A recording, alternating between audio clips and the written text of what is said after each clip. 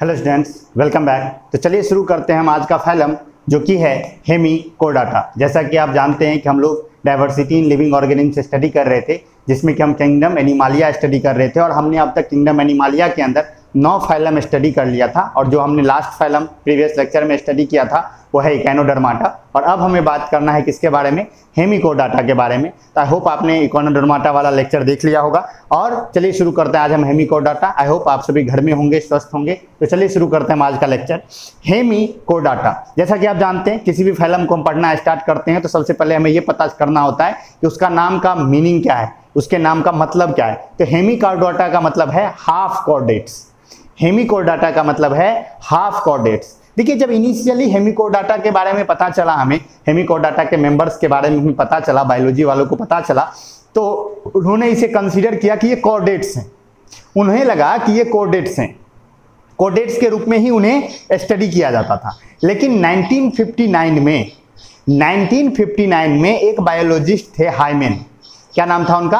Hymen. उन्होंने कहा कि no, they are not true chordates, they are notochords. यानी कि ये ट्रू कॉर्डेट्स नहीं है, वो सच में नॉन कॉर्डेट्स हैं, इनके पास नोटोकॉर्ड नहीं है।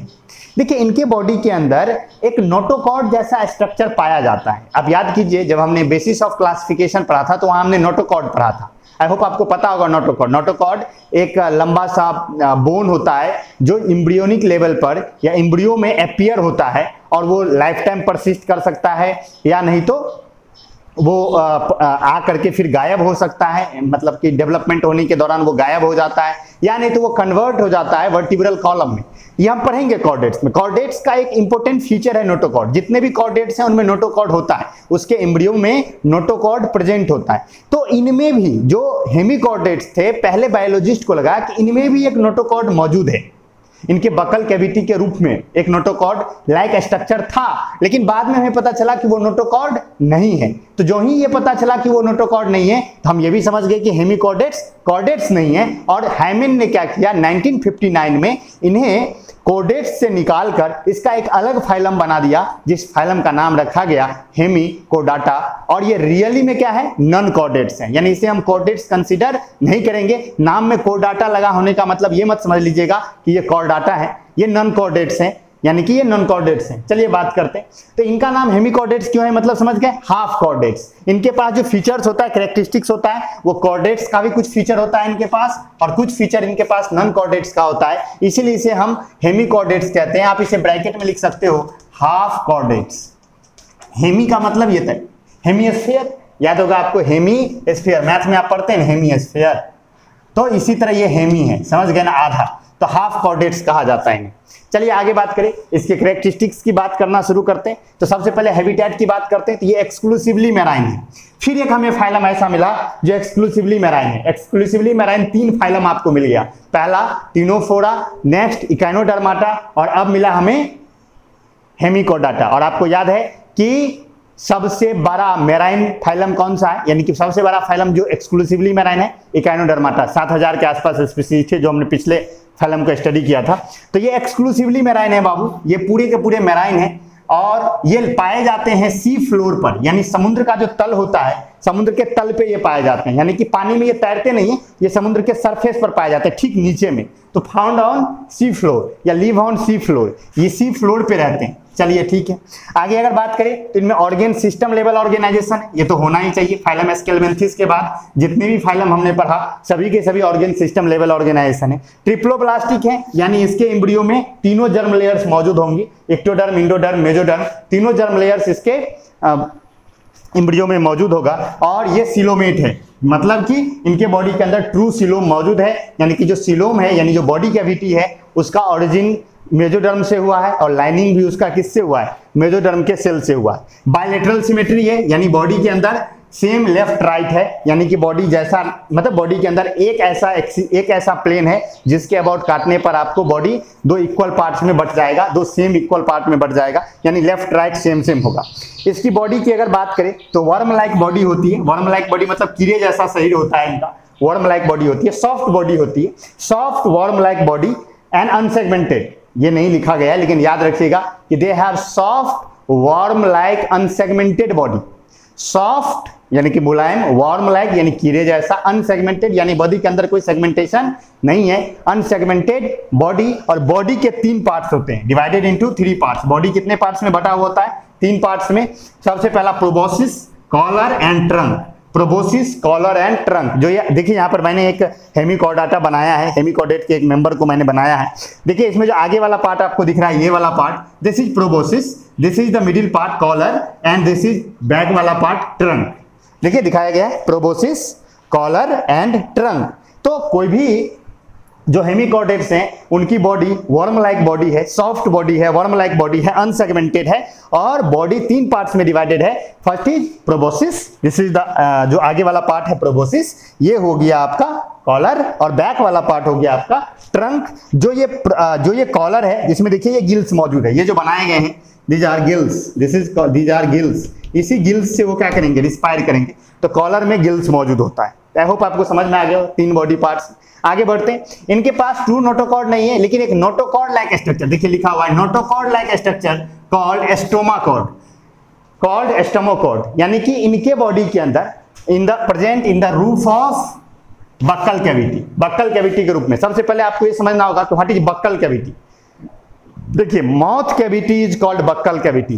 कोई भी ऑर्गेनिज्म जो उसका माउथ होता है उसके अंदर में जो खाली जगह होता है उसे हम कहते हैं बक्कल कैविटी। जैसे हम लोग के भी माउथ में देखिए जहाँ टंग, टीथ, ये लिप्स दोनों तरफ, देखिए यहाँ पे लिप्स और दोनों तरफ चीक, इस चीक और लिप के बीच में एक खाली जगह है ना जिसमें हम फूड डालते हैं, फूड चबाता है। This cavity is called buccal cavity. आपको याद रखना हो तो याद रख सकते हो, जिस कैविटी से हम बकबक करते हैं वो बक्कल कैविटी है, समझ गए। Mouth cavity is called buccal cavity. तो जो हेमिकॉर्डेट्स हैं उनके बक्कल कैविटी के रूफ में, बक्कल कैविटी के रूप में एक नोटोकॉर्ड लाइक स्ट्रक्चर होता है जिसे हम कहते हैं स्टोमोकॉर्ड। क्या कहते हैं? स्टोमोकॉर्ड। लेकिन वो ट्रू नोटोकॉर्ड नहीं है।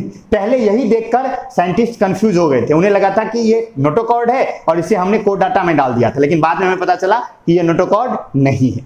समझ गए? अब आप कहोगे सर तो फिर इसके पास ये क्यों इसको कॉर्डेट्स से हमने हटाया? या देखो तो कॉर्डेट्स के कुछ फीचर्स होते हैं, जैसे post anal tail. Post anal tail कहने का मतलब होता है कि जो कॉर्डेट्स होते हैं, हम लोग पढ़ेंगे अगले क्लास में, उनमें टेल होता है यानी कि पूंछ होता है। पोस्ट एनल यानी कि एनस जो होता है उसके पीछे पूंछ मौजूद होता है। ये हर एक कॉर्डेट्स में होता है, पोस्ट एनल टेल होता है। मोस्टली हर एक कॉर्डेट्स में होना ही चाहिए, कम से कम एम्ब्रियोनिक लेवल पे तो जरूर होता है, एनस के पीछे टेल लाइक स्ट्रक्चर। लेकिन इनमें पोस्ट एनल टेल भी नहीं था, और दूसरा इनका नोटोकॉर्ड भी ट्रू नोटोकॉर्ड नहीं था, ये याद रखिएगा। तो ये कॉर्डेट्स नहीं है, ये कॉर्डेट्स नहीं है, आप इतना याद रखिए, ये कॉर्डेट्स नहीं है।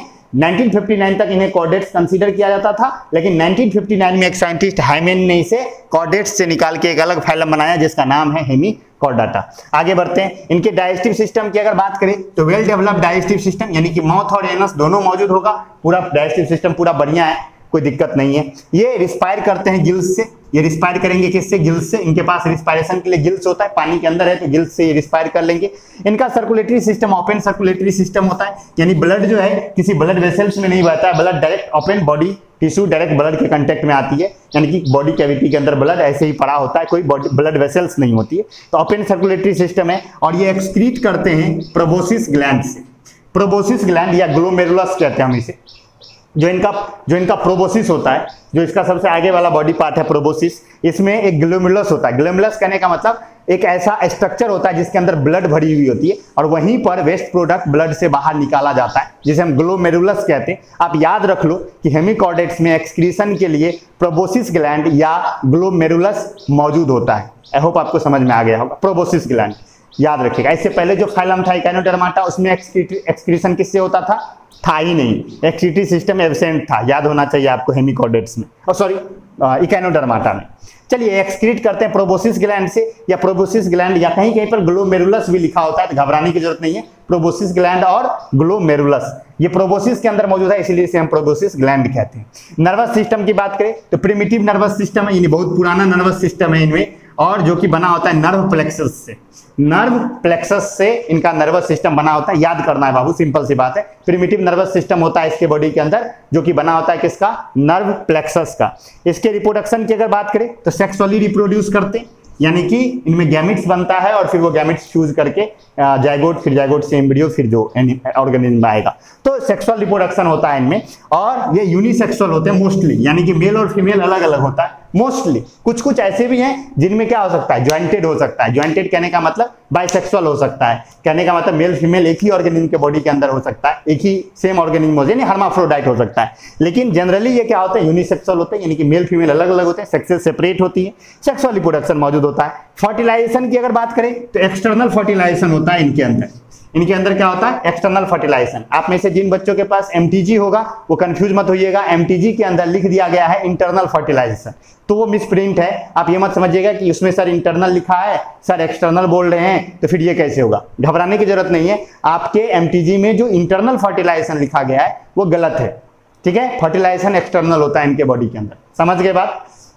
हाँ, जो हर्माफ्रोडाइट्स हैं उनके बॉडी के अंदर इंटरनल फर्टिलाइजेशन है, लेकिन चूंकि ज्यादातर इसके जो ऑर्गेनिज्म है वो सेपरेट सेक्सेज वाले हैं, यानी यूनिसेक्सुअल है, और जितने भी यूनिसेक्सुअल हैं उनमें कैसा फर्टिलाइजेशन होगा, एक्सटर्नल फर्टिलाइजेशन होगा। तो कंफ्यूज मत होइएगा, बुक में लिखा गया है, कोई बात नहीं, मैं अभी बता दी इसीलिए मैंने बोल दिया, नहीं तो आप कंफ्यूज हो जाते।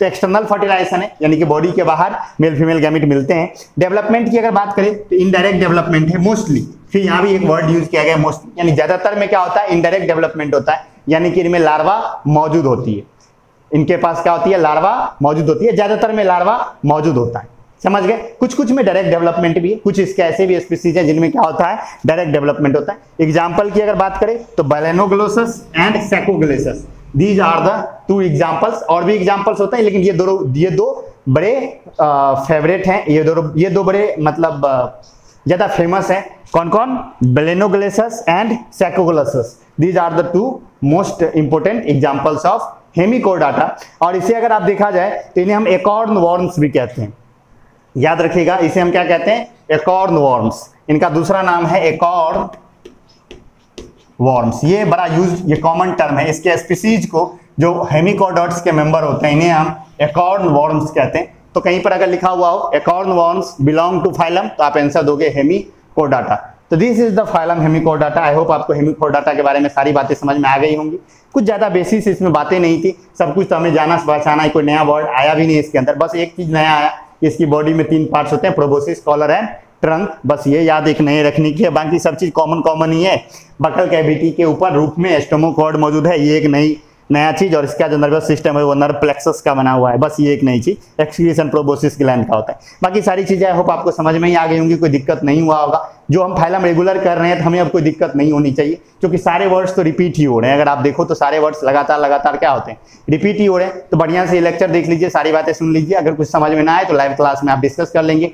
तो ठीक है बाबू, मिलते हैं हम लोग नेक्स्ट लेक्चर में। नेक्स्ट लेक्चर से हम लोग सबसे मोस्ट इंपोर्टेंट फाइलम स्टार्ट करेंगे, जो कि सबसे बड़ा फाइलम है, मतलब not according to number of species, number of species के हिसाब से तो सबसे बड़ा फाइलम ऑर्थोपोडा है, लेकिन वेराइटीज के मामले में और सबसे अधिक क्या बोले, मतलब जिसमें डाइवर्सिटी सबसे अधिक है वो फाइलम है कोर्डाटा, जिसमें कि हम लोग भी आते हैं। तो कोर्डाटा हम पढ़ेंगे अब लोग, नेक्स्ट लेक्चर से हम लोग कोर्डाटा स्टार्ट करेंगे। कोर्डाटा के अंदर हमें 4-5 लेक्चर तो करने ही होंगे, तो कोर्डाटा हम लोग धीरे धीरे पार्ट्स में करते चलेंगे। तो आज आपको हेमिकोडाटा, आई होप आपको समझ में आ गया होगा, तो आप पूरा रिवीजन कर लेंगे यहाँ तक का। नॉन कॉर्डेट्स आज हमने क्लियर कर लिया, जो नॉन कॉर्डेट्स थे जितने भी हमने पढ़ लिया, कौन कौन सा पढ़ लिया, Porifera, Coelenterata, Ctenophora, Platyhelminthes, Aschelminthes, Annelida, Arthropoda, Mollusca, Echinodermata and Hemichordata. 10 phylum हमने क्लियर कर लिए। अब हमें 11th फाइलम स्टडी करना है, जो कि है कोर्डाटा। तो इन 10 फाइलम्स का आप पूरी तरह से बेहतर ढंग से रिवीजन कर लेंगे। हो सकता है मैं आपको ऑनलाइन में ही टेस्ट ले लूं, तो ध्यान से रखिएगा, इसीलिए आप इतने का तैयारी पूरी तरह से कर लीजिए। फिर हम लोग कोर्डाटा स्टार्ट करेंगे, 1-2 दिन का आपको गैप मिल रहा है, फिर हम लोग कोर्डाटा स्टार्ट करेंगे। See you soon, bye bye, take care.